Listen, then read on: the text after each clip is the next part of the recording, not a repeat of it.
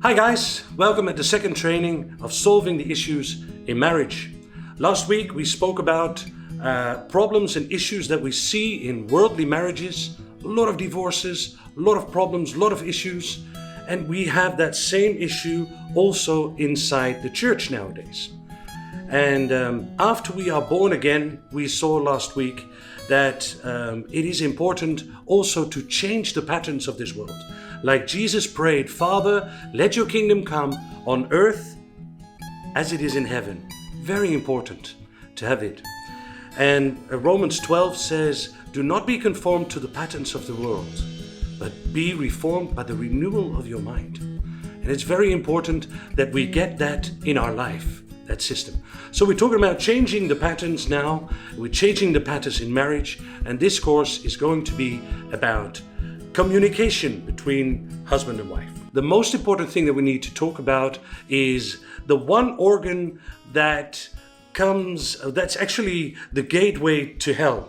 James 3 says that the tongue can be used directly out of hell, which means that everything that is evil, darkness, things that come from the devil can actually be brought into this world through your tongue. And what we see a lot in marriages is that people kill their marriages in using their tongue. We describe two main points in negative communication or using the tongue wrong. And that's intimidation. Is mostly done by men. It's rah, I don't want this to happen. It's a physical. It's strong, and it's communicating towards a lesser opponent or your lesser opposite in the marriage, and it's communicating, I dominate you, and that's a wrong way of communicating. The second one is manipulation. And manipulation is actually not saying anything, but trying to communicate your will, to bring over your will to the other, and trying to convince the other to do your will, which is not good either.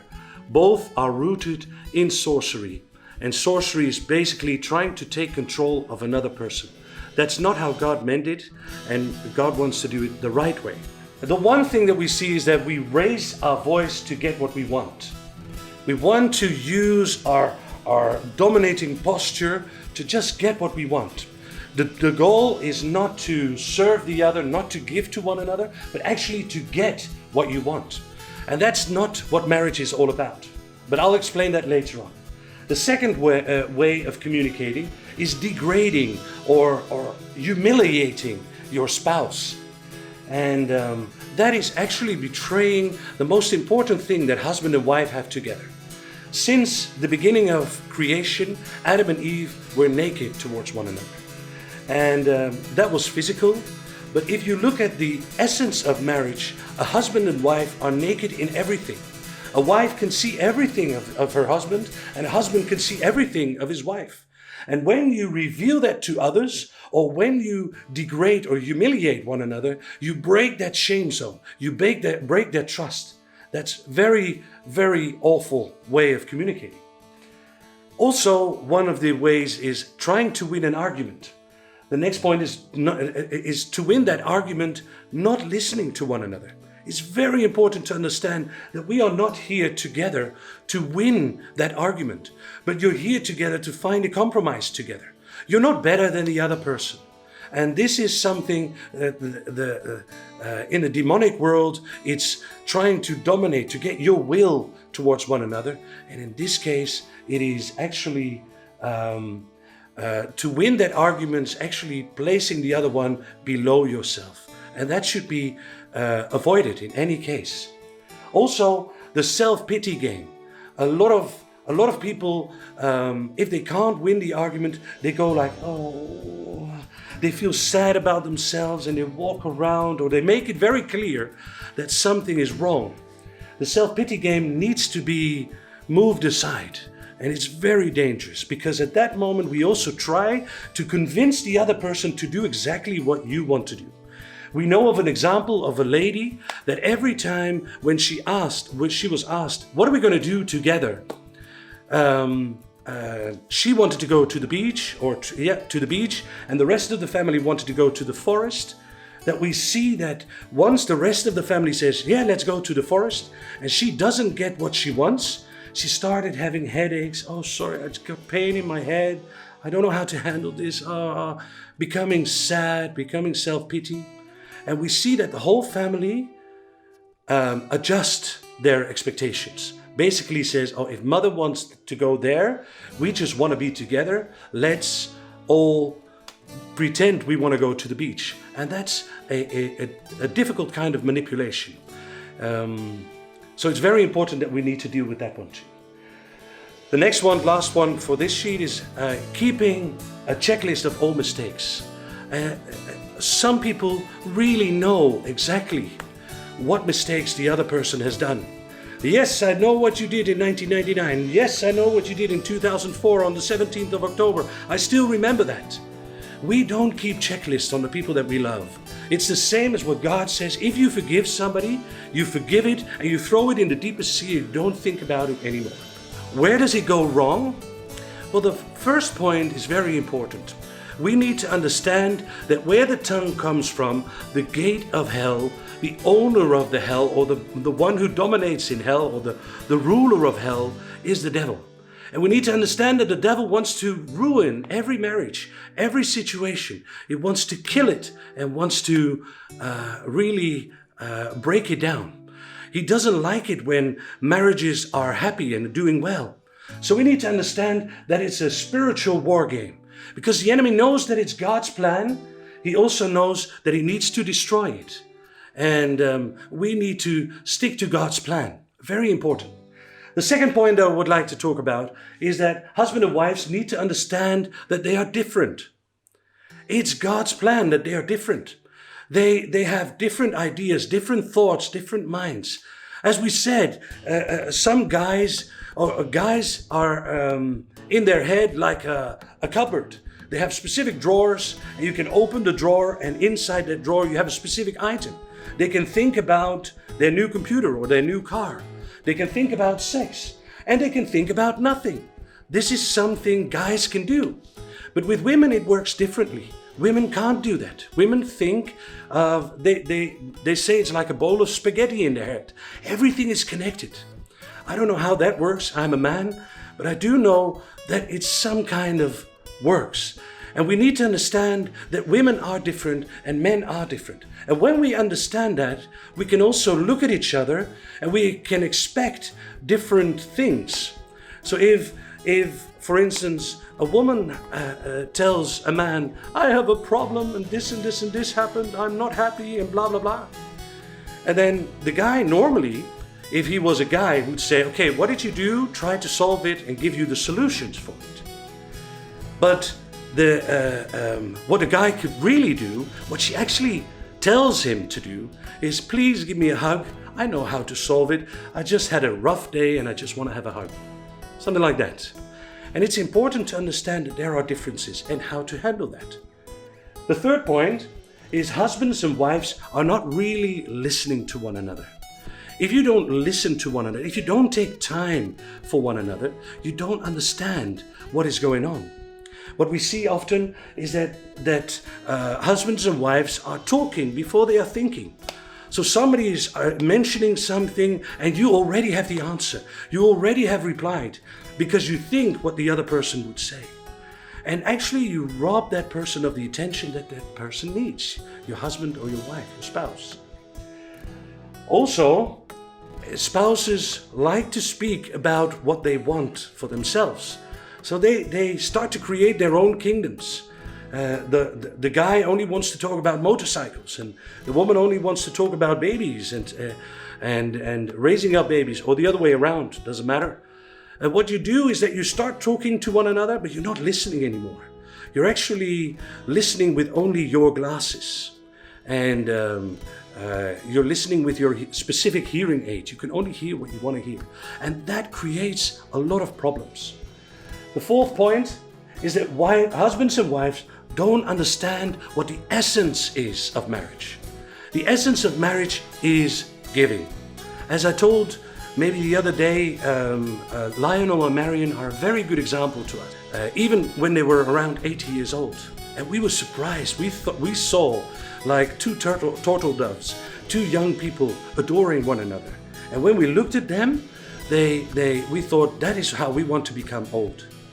So a few years later, we saw Lionel, and we asked Lionel, how is it with Marion? And Lionel says, yeah, she died 2 years, 2 months, so many weeks, so many days, so many hours, so many minutes ago. And when we cried, we were sad, we were thinking about what happened to her. I asked the question to Lionel, I said, what is the secret of marriage, Lionel? And he says, Mark, the secret of marriage is giving. And I say, and taking, because I thought I knew it. And he says, no, you haven't understood it. The secret of marriage is giving. This is the essence. When we start communicating, when we also use in communicating the essence called giving, then we get to the point where we really need to get to. The fifth point is husbands and wives start to blame and punish one another. If something doesn't go the way you want, the easiest thing you can do is to actually just simply say, it's your fault, you did it, you did something wrong. You can even not speak about it like that, but it just comes into your mind. You give space in your mind for that. And then you start punishing one another. If you don't do that, I won't sleep with you. Or if you didn't help me with the dishes, so I will not help you with the garden. And you start punishing one another, and this is a wrong structure. And it actually becomes so bad that you get to the sixth point, is where you get and take offense. And when you take offense, you lose respect, and that's actually the last step before you get divorced. And this is something we really need to break. This is the red alert. We need to really get your things back in order and solve your issues that you have. If you've lost respect for your husband, get back to God, get back and go and talk to one another, because this needs to be solved. So the next point is positive communication tips. Of course, there are also positive ways how you can manage or how you can communicate in your marriage. We just spoke about all the negative points. Now it's good to speak about the positive points. So let's go and have a look again. Very important in a marriage is to daily encourage one another. You need to tell your wife that she's beautiful. Continue to tell her, you're beautiful. I love you. You're so beautiful. And show her and reveal it to her that you really think that she's beautiful. And not just like that, there are many other ways that you can encourage one another. But also he is also desiring positive words. So tell him what you appreciate about him. Tell him he's strong and that you feel safe with him. These things are good for a man. The second point is take time to really sit with one another and listen to what the other person is saying. See, we spoke about what the result is if you don't listen to one another. But this time, it's so good to sit down and have time with one another. So spend some time together. Go out and have dinner, or find a place where you can sit together, relax together and listen. Really listen. Ask questions. What are your desires? What do you want to do? Where do you want to go to? What do you want to learn? What do you want to... where do you want me to take you? Or something like that. You can talk about many things and just sit down and listen to one another. Okay, when we look at the shame zone, we understand that we are revealing to one another our deepest issues and problems and hardships. You don't marry the perfect wife, or you don't marry the perfect husband. You need to make the perfect wife and the perfect husband. And that's why it's so important to be able to share criticism and to share it the right way, without blaming, without punishing, without losing respect, and also without humiliating the other person. So to share criticism in an honorable, loving and caring way is important for your marriage too. The fourth point is being able to stop arguments. In any good marriage, you will find arguments. You will find that things explode or things are not going the way you want to go. But they are happening. And it's important that if you're a successful couple, you are able to stop the way the conversation is going. You're able to stop and recognize this is wrong. I remember in the past, my wife and me, we had a specific youth group on Saturday night, and at 6 o'clock precisely every night we had fight. My wife and me, we were fighting together. And once we recognized it, we knew at 6 o'clock we're not going to give the devil any foot now. We're going to stop this fight, we're going to stop this.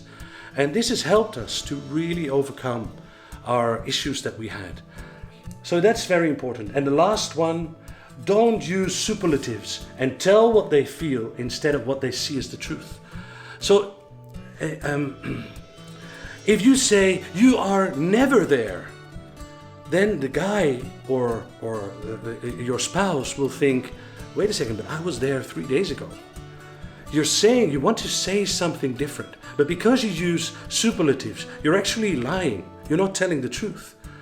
So you can say, it feels like you're never there. And that makes it totally different, because then you can speak about what you feel instead of absolute truths. Absolute truths people don't like to hear. So we need to talk about what you feel, and then that person can come from their side and understanding what you feel and speak from heart to heart instead from head to head, which is very important to do. So we can simply conclude that communication is very important in marriage.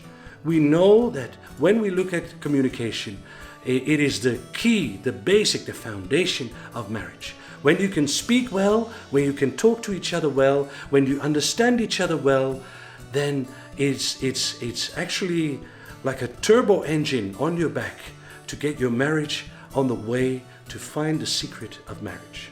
So I hope you got something from this teaching. God bless, and hear from you next week.